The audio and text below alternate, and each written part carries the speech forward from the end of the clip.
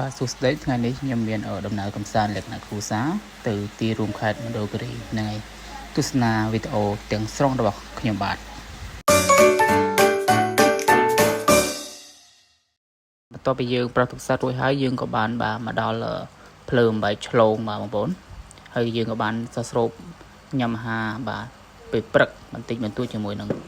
ក្រុមគ្រួសារហើយយើងក៏បន្តដំណើរទៅមុខបន្តបាទបន្ទាប់មកទៀតយើងបានមកដល់ទំនប់បាទអូតេធ្វើបដីបាទទំនប់នេះមើលទៅដាច់កតុយភ្នែកដែរបងប្អូនជ្រៅដែរយើងបានបាទធ្វើដំណើរទៅដល់បាទ resort ភូមិរតនៈហ្នឹងហើយដូចបងប្អូនធ្លាប់ឃើញតាមវីដេអូបាទរំដួល TV ក៏បានផ្សព្វផ្សាយពី resort មួយកន្លែងនេះដែរបាទគឺបាទឈើប្រណិតច្រើនបាទសស្អាតមែនតើហើយខ្ញុំបាទទៅនេះគឺបាទភ្លៀងដែរបងប្អូនតែពេលដែលខ្ញុំទៅដល់កន្លែងហ្នឹងគឺដូចជាបាទស្រឡះតែម្ដងដូចភ្លៀងដុំបាទហើយក៏យើងបានដិតរូបថតរូបក៏ដូចជាបាទសស្រូបអាហារបាទពេលថ្ងៃហើយយើងចូលបាទនេះគឺយើងបានមកដូរយកភេសជ្ជៈញ៉ាំព្រោះយើងចូលនេះគឺមានសម្បត្តិទេបាទតែតម្លៃគឺខ្ញុំអាចប្រាប់នៅក្នុងវីដេអូនោះបានទេគឺយើងបានកំងភេសជ្ជៈបាទបានម្នាក់មួយកែវហើយក៏បានបាទកំងម្ហូបដើម្បីញ៉ាំនៅថ្ងៃត្រង់នេះស្អីយើងមកយើងជេរមកដែរហើយបាទអញ្ចឹងបងប្អូនសូមតាមដានវីដេអូរបស់ខ្ញុំបាទបន្តទៀតសូមអរគុណ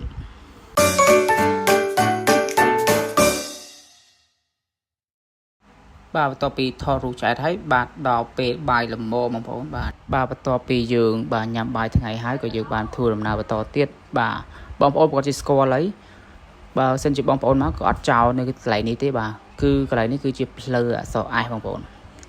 បាទយើងថតពីលើភ្នំទៅឃើញចេញជារូបរាងបាទអក្សរ S តែម្ដងហ្នឹងយើងបានថតរូបនៅកន្លែងបាទផ្លូវអក្សរ S ហ្នឹងហើយក៏យើងបានមកដល់បាទ resort របស់យើងហើយបាទនេះក៏បានចង់ជួលម៉ូតូបាទនៅកន្លែង resort ហ្នឹងជិះបងប្អូនហើយក៏យើងបានធ្វើដំណើរទៅបន្ទប់របស់យើងសិនដើម្បីយើងទុកសម្ភារៈបាទដើម្បីយើងមួយទឹកឲ្យបាទឆ្លាស់ខ្លួនសិនទៅហើយយើងធ្វើដំណើររយៈពេលបាទចូល5-6 ម៉ោងដែរហើយបាទជានេះគឺជា resort របស់កន្លែង resort របស់គេបាទបន្ទប់2បាទធំទូលាយមានថាសុខភាពបងប្អូនបន្ទាប់ពីយើងបាទមួយទឹកហើយក៏យើងបានបាទសាកម៉ូតូបាទយើងឲ្យក្រុមការងាររបស់ខាង resort ហ្នឹងបាទស្រង់បាទដាក់សាំងដាក់អីហើយទៅបាទបន្ទាប់មកយើងជិះដើរលេងជុំវិញបាទភ្នំនៅទីរួមខេត្តហ្នឹងតែម្ដងហ្នឹងហើយនៅជិត resort ហ្នឹងដែរបាទហើយក៏យើងបានដិតរូបថតរូបបាទបន្ទាប់ពីយើងជិះម៉ូតូបាទកង់4រួចហើយក៏យើងបានមកដល់ resort វិញក៏យើងរៀបចំបាទអាំងសាច់អាំងអីញ៉ាំបាយជុំគ្នាពេលល្ងាចហើយយើងបាន selfie តិចតួចជាមួយនឹងបងប្អូនហើយក៏បានញ៉ាំអាហារហើយក៏បានដិតរូបទេសភាពនៅបាទលើកំពូលភ្នំឲ្យបងប្អូនទស្សនានេះយើងដាក់បាយទៅបងប្អូនដាក់អង្គទៅដាំតែម្ដងអត់ទិញបាយគេទេតែសាច់ក៏យើងដាក់ទៅដែរនិយាយរួមយើងធ្វើអញ្ចឹងទៅយើងកាត់បន្ថយការចំណាយដែរប៉ុន្តែនេះពេលយប់យើងបានញ៉ាំនឹងប៉ុន្តែភ្លៀងដែរបងប្អូនប៉ុន្តែយើងអាចមានកន្លែងឈរដែរភ្លៀងវាអត់ខ្លាំងទេយើងនឹងស្រាប់ហើយតែតំបន់ភ្នំតាភ្មេឃងឹតបន្តិចបាទបន្ទាប់មកទៀតនេះពេលព្រឹកគឺខ្ញុំទៅលោករីនេះគឺពីយប់3ថ្ងៃបងប្អូននេះក៏បានឆុងកាហ្វេពេលព្រលឹមឡើងបាទថ្ងៃទី2ហ្នឹងរៀបចំឆុងកាហ្វេបីយកស្រូបយកបាទអុកស៊ីហ្សែនពេលព្រឹកបងប្អូននេះផ្ដិតរូបជូនបងប្អូនទស្សនាហើយលើឱកាសក្រោយយើងបានមកទីនេះម្ដងទៀតហ្នឹងហើយកាហ្វេហុយបងប្អូនបាទហើយចង់បញ្ជាក់ប្រាប់បងប្អូនដែរមកទីនេះគឺបាទបន្ទាប់ពីយើងសោះស្រូបបាទកាហ្វេពេលព្រឹកហើយក៏យើងធ្វើដំណើរទៅបាទចំការកាហ្វេយើងបានសោះស្រូបអាហារពេលព្រឹកមិញយើងញ៉ាំកាហ្វេឥឡូវយើងញ៉ាំបាយម្ដងប៉ុន្តែកន្លែងនេះរៀងបាទ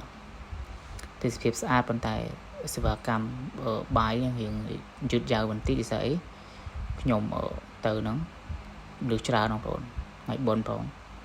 ហើយបាយបងខ្ញុំអត់បាយអីក្មួយខ្ញុំក៏បានដែរប៉ុន្តែអត់តែខ្ញុំមួយមកក្រុមបាទក្តៅចិត្តពេកដាក់កាហ្វេមួយកែវតែម្ដងហើយក៏យើងបានធ្វើដំណើរបន្តទៀតដល់បាទបងប្អូនដឹងស្រាប់ហើយគឺភ្នំនេះគេហៅភ្នំនេះគេបាទភ្នំនេះគេហៅភ្នំណាមលាបងប្អូននេះគឺបានផ្ដិតរូបជូនបងប្អូនទស្សនាថ្មបាទថ្មនេះមិនមែនទីថ្មធម្មតាទេគឺថ្មមានជាប់បាទកតិចបាទកតិចមាសហើយយើងបានចុះទៅខាងក្រៅបងប្អូនជួយចុះជ្រោះអញ្ចឹងបន្ទាប់ពីចុះហើយយើងឡើងតែម្ដងយើងមិនចុះអត់ឡើងទេយើងចុះហើយយើងឡើងបាទនេះភ្នំថ្មសុទ្ធបងប្អូនកម្ពស់ប្រហែលជា4ម៉ែត្រទៀតគឺ1គីឡូតែម្ដងបាទយើងឡើងទៅញ័រជើងទៅធ្វើក្មួយខ្ញុំក៏ឃើញភ្នំយើងចុះទៅវិញហើយសុំម៉ែចុះទៅវិញបាទខ្ញុំអត់ទេដាក់ដល់កំពូលបាទទេសភាពស្អាតចង់ទៅហើយចង់ទៅម្ដងទៀតប៉ុន្តែចង់ជប់ឡើងហើយបងប្អូនឡើងតែម្ដងទេស្គាល់រសជាតិម្ដងនឹងញ័រជើងទៅធ្វើបាទបន្ទាប់ពីញ័រជើងហើយមកដល់បាទចុះមកក្រោមវិញហើយយើងអាចថតពីចង្កេះភ្នំបានទេហើយយើងមកចុះវិញមកដល់បាទនេះទឹកជ្រោះប៊ូស្រាបាទទឹកជ្រោះប៊ូស្រានេះដែរត្រជាក់ទៅឈឹងទៅឆៃតែម្ដងបងប្អូន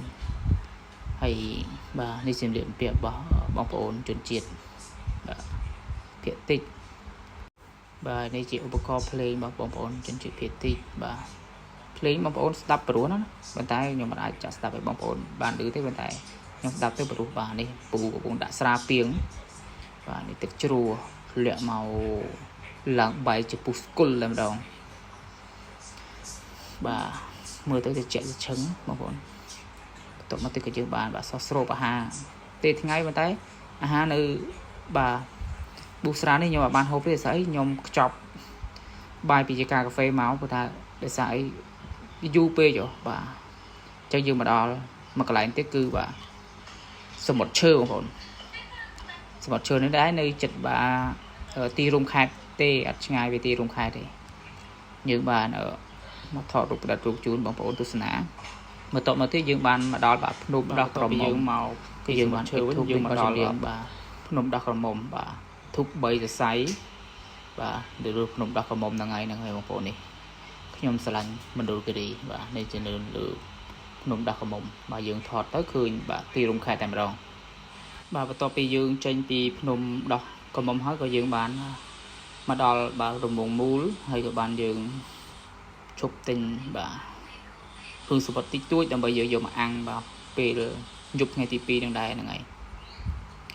វីដេអូនេះបងប្អូនឃើញតែ60តែម្ដងមើលទៅអូ60តែម្ដងគ្រួសារនេះប៉ុន្តែអត់ទេយើងកាត់វីដេអូខ្លះកុំឲ្យបងប្អូនបាទឲ្យបងប្អូនមើលទៅវាវែងឡាយពេកអញ្ចឹងណានេះជាថ្ងៃចុងបញ្ចប់ហើយនេះគឺខ្ញុំបានញ៉ាំអាហារពេលថ្ងៃនៅកន្លែង resort មួយកន្លែងដែរប៉ុន្តែបាទនេះយើងដិតរូបតិចដើម្បីដល់ជូនបងប្អូនទស្សនាកន្លែង resort នេះគឺមានទឹកហូរតែម្ដងហ្នឹងហើយនេះចង់រៀបចំបាយហើយយើងកំងហូបគេហើយប៉ុន្តែយើងចង់ផ្ដិតរូបកន្លែង resort ហ្នឹងបន្តិចជូនបងប្អូនទស្សនាអញ្ចឹងសូមបងប្អូនទស្សនាដោយសេចក្តីរីករាយដោយសេចក្តីគោរពបាទសូមអរគុណ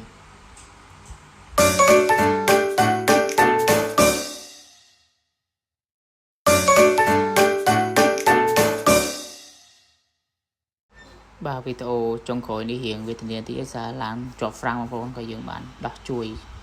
ពូបន្តិចដែរពូតកងឡានហើយគាត់បើកឡានច្បាស់ល្អណាស់បងប្អូនបាទវីដេអូខ្ញុំបានដល់ទីបញ្ចប់ហើយសូមអរគុណ